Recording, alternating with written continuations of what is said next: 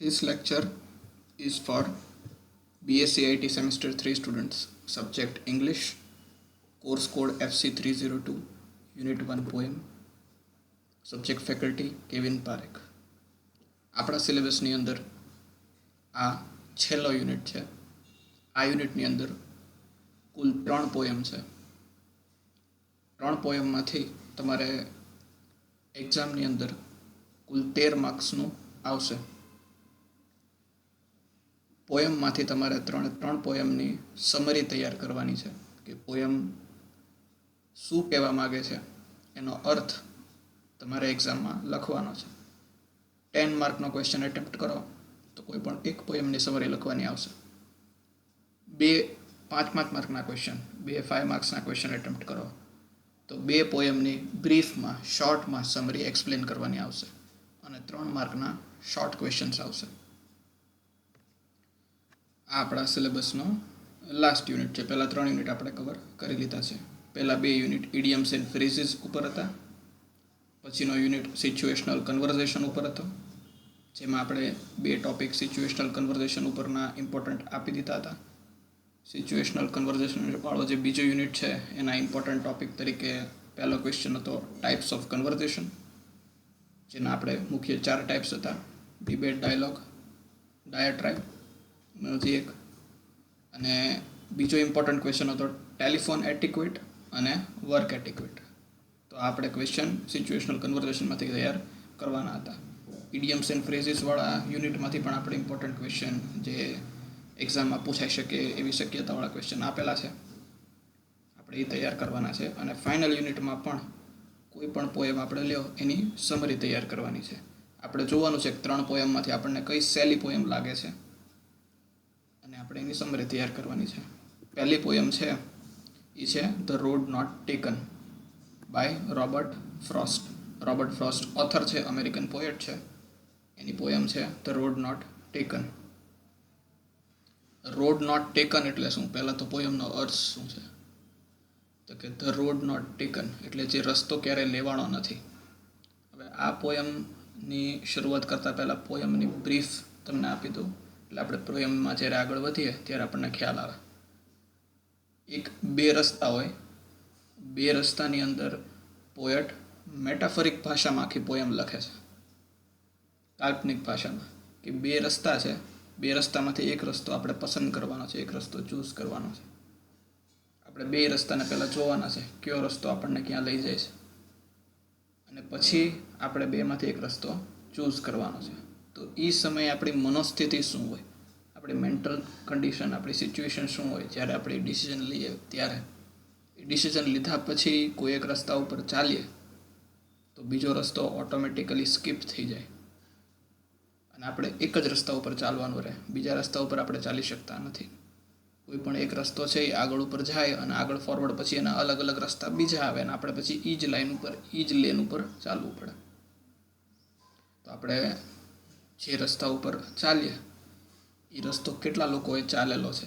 હવે આખી એક જે છે એ આજે 2 રોડ ઉપર જે ડિસિઝન લેવાની વાત છે, ચોઇસ લેવાની વાત છે, કે આપણે 2માંથી કયો રસ્તો ચૂઝ કરીએ અને એ રસ્તા ઉપર ચાલીએ અને બીજો રસ્તો સ્કીપ થાય તો આગળ ઉપર એના રિઝલ્ટ શું આવે, એના જે કોઈ રિઝલ્ટ આવે એની આપણે ચોઇસ ઉપર કેટલી ઇફેક્ટ હોય.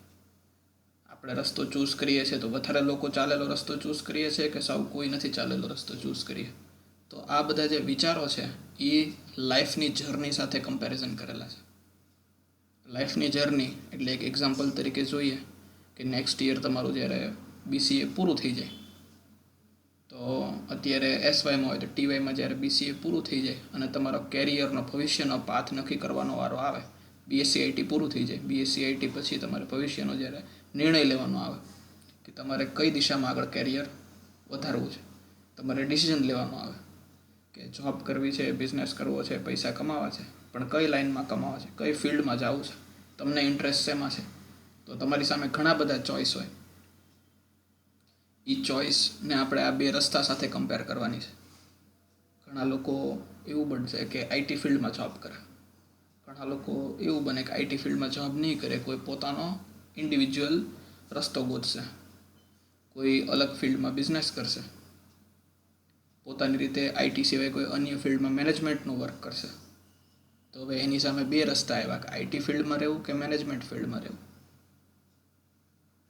તો ત્યાં એને આગળ જોવાનું હોય કે આઈટી ફિલ્ડનું ભવિષ્ય શું છે. પહેલાં તો એક રસ્તો જોશે કે આઈટી ફિલ્ડમાં આગળ સ્કોપ કયા કયા છે, પોતાને ઇન્ટરેસ્ટ કેટલો છે, કેટલા લોકો આઈટી ફિલ્ડમાં આગળ જયેલા છે, એનું શું થયેલું છે, એનું ભવિષ્ય કેવું ગયેલું છે, એ અત્યારે કઈ કન્ડિશનમાં છે. પોતાના અનુભવના આધારે અલગ અલગ આઈટીમાં જે જોબ કરતા હોય, આઈટી ફિલ્ડમાં કામ કરતા હોય, એના જે અનુભવી હોય એની પાસેથી પોતાનો ઓપિનિયન લેશે, એનો એક્સપિરિયન્સ જાણશે અને પછી આઈટી ફિલ્ડમાં જવું હોય તો એના રસ્તે આગળ ચાલશે. બીજો મેનેજમેન્ટવાળાનો રસ્તો છે કે જે તે લાઈન ઉપર પોતાનો બિઝનેસ કરવો છે, પોતાનું મેનેજમેન્ટ કરવું છે, કાં તો અન્ય કોઈ ફિલ્ડમાં જઈને એને વર્ક કરવું છે. આઈટી સિવાયની ફિલ્ડમાં એને વર્ક કરવું છે, પછી કોઈ પણ ફિલ્ડ હોય તો ત્યાં એના અનુભવીઓને પૂછશે. એ ફિલ્ડમાં જે આગળ વધેલા છે, જે સક્સેસ મેળવેલો છે, એનો એક્સપિરિયન્સ જાણશે. એ રસ્તા ઉપર ચાલશે. પણ દરેક બાબતમાં એની એક લિમિટેશન હોય કે આપણે અમુક જ જાણીએ કે અમુક અંશે જ જાણી શકીએ. આપણને આપણું ભવિષ્ય આઈટી ફિલ્ડમાં જઈએ અને ક્યાં આગળ લઈ જશે એ ખબર નથી, કે અન્ય કોઈ મેનેજમેન્ટ ફિલ્ડમાં કે બિઝનેસમાં આપણે આગળ વધીએ અને આપણે ક્યાં જશું, કેમ હશું, આગળ શું થશે, આપણને એનું ક્લિયર વિઝન નથી. કોઈ પણ ફિલ્ડમાં આપણે પસંદ કરીએ તો આપણને એનું ક્લિયર વિઝન નથી. આપણને ખબર નથી આપણને કયો રસ્તો ક્યાં લઈ જશે, ક્યાં સંજોગો ક્યાં લઈ જશે, કઈ જગ્યાએ આપણને આગળ જવા મળશે, ક્યાં સિટીમાં આપણે જશું, ક્યાં જોબ કરશું, કોના માટે વર્ક કરશું, આપણું પોતાનું હશે તો શું વર્ક કરશું, કઈ રીતે કરશું, આપણને એની કોઈ ક્લેરિટી નથી. તો ક્લેરિટી નથી અને આપણે પાછો નિર્ણય લેવાનો છે આવતા વર્ષે, જ્યારે આપણા કેરિયરનો જ્યારે સાચો નિર્ણય લેવાનો આવે કે હવે શું કરવું છે, કઈ લાઈનમાં જવું છે, તો કોઈ એક લાઈન આપણે પસંદ કરવાની પણ આવશે.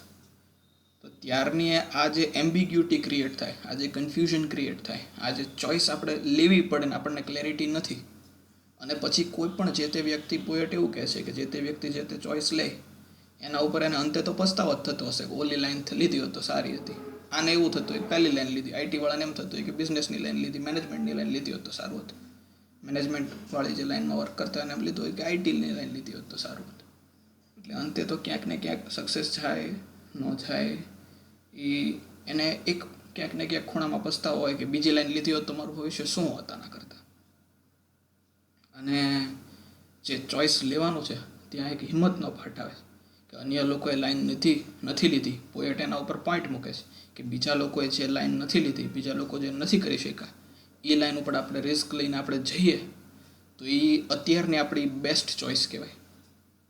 અત્યારે જે આપણે ડિસિઝન લેવાનું છે એ ડિસિઝન વખતે બીજા લોકોએ જે નથી કરેલું ને આપણે એ કરવાનું છે, એ ચોઈસ બેસ્ટ કહેવાય. પછી આગળ ઉપર તો જે થાય ખરું. તો આ રીતે આખી એક પોયમ છે. પોયમ જે પોએટે રજૂ કરી છે એ રસ્તાના સંદર્ભમાં જ કરેલી છે. આગળ બે રસ્તા જતા હોય, રસ્તા ગ્રાસી હોય, વુડન વેરવાળા હોય, ફોરેસ્ટ હોય, ડેન્સ હોય, સિચ્યુએશન હોય. ફોરેસ્ટના ફોર્મમાં, વુડ્સના ફોર્મમાં, રોડ અને રસ્તાના ફોર્મમાં જ આખી પોયમ લખેલી છે.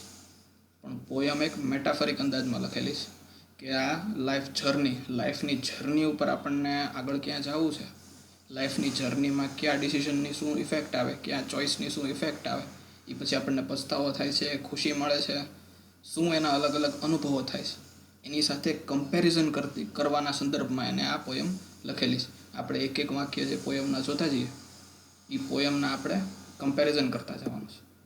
હવે આ જે બધા નેક્સ્ટ બધું આવે છે એ અબાઉટ ઓથર રોબર્ટ ફ્રોસ્ટ, જેને આ પોયમ લખેલી છે, અમેરિકન ઓથર. આ એની બહુ એક ફેમસ પબ્લિશ થયેલી પોયમ છે ને એના વિશે આ છે. લગભગ આ 1916માં ક્યાંક લખાયેલી છે આ પોયમ, થી 100 વર્ષ પહેલાં. આપણે બહુ ઓથરની ડિટેલ્સમાં અત્યારે નથી જતા, ડાયરેક્ટ આપણે પોઈન્ટ ટુ પોઈન્ટ જે જવાનું છે એ આવે. હવે બીજો તમને એક ઇઝી ને એક સરળ રસ્તો દેખાડો કે તમારે કોઈ પણ પોયમને ઇઝીલી સમજવી હોય તો તમે જે રીતે સ્ટડી કરતા હોય એમાં જે બેસ્ટ મેથડ છે એ છે યુટ્યુબમાં જવાનું. યુટ્યુબમાં જઈને પોયમનું નામ ધ રોડ નોટ ટેકન ને પાછળ લખવાનું છે ક્લાસ 9, કારણ કે આ 9th સ્ટાન્ડર્ડની CBSE બોર્ડની પોયમ છે ધ રોડ નોટ ટેકન. આપણા સિલેબસની બધી જ પોયમ એ ક્લાસ 9 CBSE બોર્ડની પોયમ છે. એટલે સીધી આ તમે ક્લિક કરશો લિંક તો એને ડાયાગ્રામ્સ ને ફિગર સાથે તમને દેખાડશે કે કઈ રીતના રોબર્ટ ફ્રોસ્ટની જે પોયમ છે રોડ નોટ ટેકન એ એના ઇમેજીસ સાથે આપણને દેખાડશે. તમે આ જોશો એટલે ઓટોમેટિકલી તમને મેન્ટલી ક્લેરિટી આવી જશે કે પોયમ શું છે શું નહીં. 8 મિનિટનો વિડીયો છે, યુટ્યુબમાં તમારે લખવાનું છે તો રોડ નોટ ટેકન અને પછી લખવાનું છે ક્લાસ 9. ગૂગલમાં લખો તો રોડ નોટ ટેકન ક્લાસ 9 તો પછી આ બધી લિંક ખુલશે. એમાં જે બીજી લિંક છે successcds.net એ બીજી લિંક ખોલશો એટલે આ લિંક ખુલશે. એમાં બહુ શોર્ટમાં એક બ્રીફ ડિસ્ક્રિપ્શન આપેલું છે કે પોએમ શું છે અને પોએમનો મિનિંગ. આપણે ફટાફટ એક અમુક નાનકડો મિનિંગ લઈ લઈએ પોએમ વાંચતા જઈએ એટલે આપણને ખ્યાલ આવતો છે.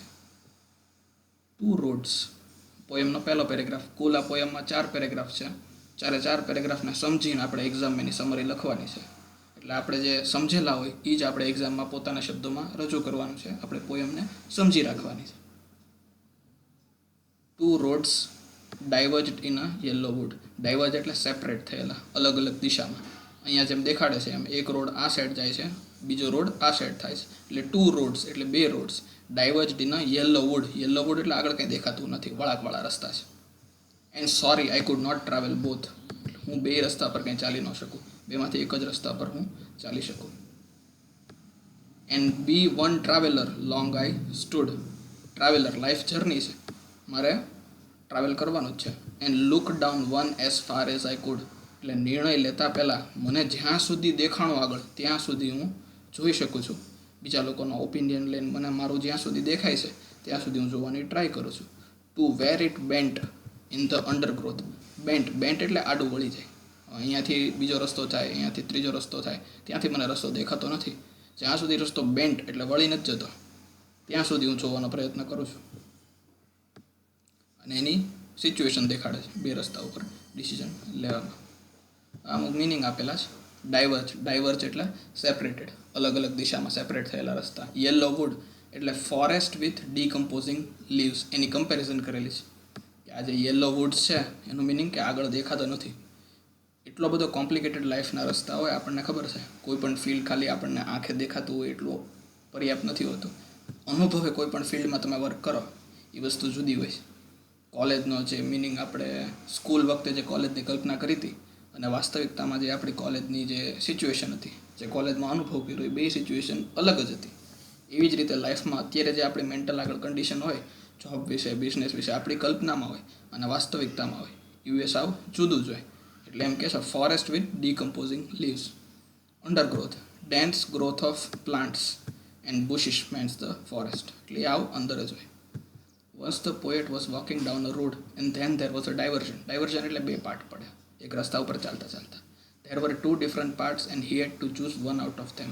ત્યાં 2 રસ્તા હતા, પાથ એટલે રસ્તા. And he had to choose one out of them. બેમાંથી એક રસ્તો પસંદ કરવાનો હતો. The poet says that as he was one person, he could travel on only one road.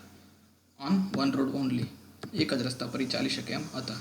He had to choose one out of these 2 routes. બેમાંથી એક જ રસ્તો પસંદ કરવાનો હતો. Yellow wood means a forest with leaves which are wearing out and they have turned yellow in colour. Yellow in colour એટલે the season in of autumn. ચોમાસા વખતે ઓગસ્ટ મહિનામાં જે સિઝન હોય એ ઓગસ્ટ મહિનાની સિઝનને કહે autumn.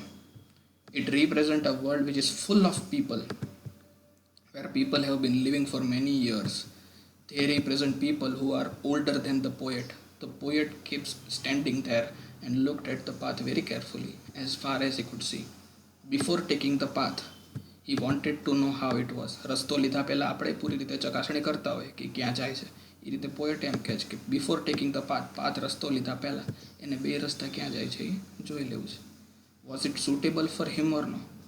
He was able to see the path till from where it curved એટલે આખો રસ્તો ટર્ન લઈ લીધો ત્યાં સુધી એનો આખો પાથી દેખાતો હતો. After which it was covered with trees and was hidden. Covered with trees and was hidden. Hidden એટલે ત્યાં સુધી હિડન હોય. આને કેવી રીતે જોઈ શકાય? કોઈ આઈટી કંપનીમાં જોબ કરવા જાય છે આવતા વર્ષે, બીએસસી આઈટી પતી જાય પછી, તો સ્ટાર્ટિંગમાં એને દેખાય કે સ્ટાર્ટિંગ સેલરી 8-9 હજાર રૂપિયા આપે છે, સવારના એને 10 વાગે જવાનું છે, સાંજે 7 વાગે પાછું આવવાનું છે, એટલું એને ત્યાં સુધી દેખાતું હોય. પણ બીજું બધું શું હોય? Covered with trees and was hidden. અંદર શું થવાનું છે તો બધું હિડન જ હોય, એ ગુપ્ત છે. એ તો એને ન્યા જાય, અનુભવ કરે પછી જ એને ખ્યાલ આવે કે આપણે કલ્પેલું હતું ત્યાં જે બન્યું એ કેટલું જુદું હતું. It happens in our life also when we have choices. We have alternatives એટલે એકથી વધારે જે આપણી પાસે ઓપ્શન હોય એને કહેવાય alternatives. But we have to choose only one out of them. We take time to think about the pros and cons. Pros and cons એટલે એડવાન્ટેજીસ અને ડિસએડવાન્ટેજીસ. પ્રોઝ એટલે એડવાન્ટેજીસ, કોન્સ એટલે disadvantages. Whether it is suitable for us or not, and only then we take a decision on what path we choose. બેના ફાયદા ગેરફાયદા જોઈને જ આપણે એક પાથ નિર્ણય લેતા હોય છે. પછી બીજો પેરેગ્રાફ આવે છે. Then took the other just as fair. હવે એ ડિસિઝન લે છે બીજા પેરેગ્રાફમાં. Then took the other just as fair. Decision શેના આધાર ઉપર લેશે એ જોઈએ. And having perhaps the better claim because it was grassy and wanted wear. ગ્રાસી એટલે એકદમ ગ્રાસવાળા હતા, ત્યાં કોઈ ચાલેલું નહોતું. એ એને સંબોધન કરે છે કે આ રસ્તા ઉપર બધા ચાલેલા છે, આ એકદમ ગ્રાસી એન્ડ વોન્ટેડ, કોઈના ફૂટ સ્ટેપ્સ નથી, પગના નિશાનો નથી, એટલે ત્યાં બહુ કોઈ લોકો ચાલેલા નથી. અને આ રસ્તે બધા લોકો, આખી દુનિયા આ રસ્તે ચાલેલી છે, તો મારે એવો રસ્તો પસંદ કરવો તો જ્યાં બહુ લોકો ચાલેલા નથી. એટલે એમ કે ધેન ટુક ધ અધર એટલે આ બીજો રસ્તો, just as fair. And having perhaps the better claim એટલે હું આમાંથી કંઈક વધારે મને મળશે, હું જે છું એ વધારે મારી આઈડેન્ટિટી, મારી ઓળખાણ આનાથી મને મળશે. Because it was grassy and wanted wear. Though as for those that passing there had warned them really about the same. એ રસ્તા ઉપર ચાલ્યા પછી અહીંયા પહોંચ્યા જ્યારે એની લાઈફમાં એનું કેરિયર પૂરું થવા આવ્યું, ત્યારે એને ખબર પડે કે આ રસ્તો જેટલો ચાલેલો હતો, ઓલમોસ્ટ આ રસ્તો એટલો ચાલેલો હતો, પણ મને જ્યારે અહીંયા ઊભો હતો ત્યારે નહોતી ખબર કે આ રસ્તો ચાલેલો છે અને આ રસ્તા પર પણ લોકો એટલા બધા ગયેલા છે. કોઈ પણ રસ્તા ઉપર આપણે ચાલીએ, આપણને અહીંયા ઊભા એવું લાગતું હોય કે આ રસ્તા ઉપર કોઈ ચાલ્યા નથી, કે કોઈ આ ડિસિઝન બહુ લીધા નથી, પણ કેરિયર પૂરું થાય ત્યાં આપણને ખબર પડે કે અહીંયા પણ લોકો હતા જ તે. એટલે આપણે અહીંયા ઊભા કઈ ચોઈસ લઈએ છીએ એ ચોઈસ ઇમ્પોર્ટન્ટ છે. રિઝલ્ટ આવી જાય પછી તો આપણને રહેવાનું જ છે કે આપણે આ લીધો રસ્તો અથવા તો આ રસ્તો લીધો હતો, એવું પોતાની એક મનોસ્થિતિને અહીંયા વ્યક્ત કરે છે. એનું કોઈ એન્ડ રિઝલ્ટ નથી કે બેમાંથી કયા રસ્તા સારા હતા, ખરાબ હતા, લેવા જોઈએ કે ન લેવા જોઈએ. ખાલી એની એક મેન્ટલ કન્ડિશન છે અહીંયા વ્યક્ત કરે છે. The poet kept on looking at one path for a long time to check if it is the right path for him or not, and then he decided and started walking on the another path because he felt that the both paths were equally good. He says just as fair. So he felt that both paths were equally good and started walking on one of them. બેમાંથી એક path નક્કી કરી નાખે છે, નિર્ણય લઈ લે છે કે આ પાથ ઉપર ચાલવું છે અને પછી ત્યાં ચાલે છે. He adds that maybe he felt that the path was better for him, so he chooses it as it is, had grass on it, which means that it was unused. લોકોએ જે ઓછો પસંદ કરેલો રસ્તો હતો ત્યાં જાય છે. Not many people had walked on this path earlier. That is why this path was grassy. And wanted wear means that it was not walked over by many people. બધા લોકો આ રસ્તા ઉપર ચાલેલા નહોતા, એટલે એને કે wanted wear. After he walked on the path for some distance, he realized that both the paths had been worn out the same way. અમુક અંતરે ચાલે છે પછી એને ખ્યાલ આવે છે કે બે રસ્તા ચાલે જતા. ઘણા બધા લોકો એ રસ્તા પર પણ ટ્રાવેલ કરેલું હતું. Both the paths were similar and worn out. Even in our life, we take any path or option, but all of them have the same benefits, disadvantages, problems and challenges, and we must face them. આ આપણને એક હિંમત આપે, inspire આપે કે કોઈ પણ રસ્તો પસંદ કરો, બધા રસ્તા ઉપર એના પ્રોબ્લેમ્સ, ડિસએડવાન્ટેજીસ, ચેલેન્જીસ હોવાના જ છે, પણ આપણું કામ શું છે? We must face them. We think that we are choosing a better option, but it is not the way. આપણને દરેક રસ્તા ઉપર એવું લાગે કે આપણે બેટર ઓપ્શન લઈએ, પણ ખરેખર વાસ્તવિકતામાં એવું હોતું નથી. Third paragraph. And both that morning equally lay in leaves, no step had trodden black. Oh, I kept the first for the another day. હવે ત્રીજા પેરેગ્રાફમાં એવું કહે છે કે સવારે બે path and both that morning equally lay સરખા લાગતા હતા. In leaves no step had trodden black. Oh, I kept the first for the another day. મેં ડિસિઝન લેતી વખતે એવું વિચાર્યું હતું કે ઓલા પાથ ઉપર જો અહીંયા સક્સેસ નહીં જઈએ તો ઓલા પાથ ઉપર પાછા વળી જશું, પણ એવું ક્યારેય થતું નથી. પ્રેક્ટિકલી પોસિબલ નથી. જે પાથ ઉપર તમે આગળ નીકળી ગયા ત્યાંથી જ તમારે વળાંક લેવાનો હોય છે. Yet knowing how way leads on to way, I doubted if I should ever come back. મને ડાઉટ થયો પછી હું ક્યારેય આ રસ્તા ઉપર ચાલ્યો છું તો હું પાછો અહીંયા આવી નહીં શકું. હું પછી એના આગળના રસ્તા ઉપર જ આવી રીતના બે પોઈન્ટ આવશે ત્યાંથી હું ડિસિઝન લઈ શકીશ. અહીંયા નહીં, આ પોઈન્ટ એટલે આ સમય એકવાર પાસ થઈ ગયો અને આ રસ્તા ઉપર આપણે અમુક સમયે ચાલી ગયા, અમુક વર્ષ કાઢી નાખ્યા, પછી પાછા આ જગ્યાએ ન આવી શકીએ, ત્યાંથી જ આપણે વળાંક લેવાનો રહે. એટલે એની એક મેન્ટલ કન્ડિશન પણ હોય છે જ્યારે ડિસિઝન લે ત્યારે. The poet says that both the paths were similar that morning. Both had leaves on them, and no one had stopped on them as they were still green in color. He decided that day he would take one path and keep the other path for the another day. Although he knew that one leads on to the another way, he knew that he could not go back on the choices that he had made. Similarly, even in our life, once we choose an option, we must keep on moving ahead with that option, and we never get a chance to come back and take the other option that we had left earlier. આપણે ક્યારેય રસ્તા ઉપર પાછા આવતા નથી. જ્યારે એક નિર્ણય એકવાર લઈ લીધો કે અહીંયા જ કેરિયર બનાવવું છે, એ ફાઇનલ ડિસિઝન હોય, એ ઇમ્પોર્ટન્ટ ડિસિઝન હોય, ફરી પાછું ડિસિઝન લેવાનું આવતું નથી. જ્યારે ડિસિઝન લઈએ ત્યારે જ વિચારવાનો સમય હોય, વિચારીને ડિસિઝન લેવાનું હોય. ડિસિઝન લેવાઈ ગયા પછી પાછું ફરવાનું કોઈ હોતું નથી. Same for everyone. સ્કૂલે બેસી ગયા પછી સ્કૂલ પૂરી કરવાની હોય, કોલેજમાં બેસી ગયા પછી કોલેજ પૂરી કરવાની હોય, કેરિયર નક્કી કરી લીધું પછી કેરિયર પૂરી કરવાની હોય, પાછા વળવાનો કોઈ રસ્તો હોતો નથી. અને છેલ્લો paragraph, I shall be telling this with a sigh એટલે ડીપ બ્રેથ લઈને. Somewhere ages and ages hence two roads diverged in a wood, and I took the one less traveled by, and that has made all the difference. છેલ્લો paragraph છે કે મેં બે રસ્તા જોયા હતા, બે રસ્તા જતા હતા, અને મેં જે ઓછો લોકોએ જે ટ્રાવેલ કર્યો હતો એ રસ્તો પસંદ કર્યો, અને એના કારણે આજે હું જે છું એ છું. And that has made all the difference. જે ફરક પાડ્યો છે એ જે મેં અત્યારે જે ડિસિઝન લીધું હતું ત્યારે કે ઓછા લોકો ચાલે એવા રસ્તા મારે આગળ વધવું છે, અને એ જે ચોઈસ કરી હતી એનું ઇમ્પોર્ટન્સ છે. નહીં કે પછી શું થયું, પણ એ જે ચોઈસ લેવી, એ ચોઈસનું ઇમ્પોર્ટન્સ છે, એવું ચોથા પેરેગ્રાફમાં એ કહેવા માગે છે. He says that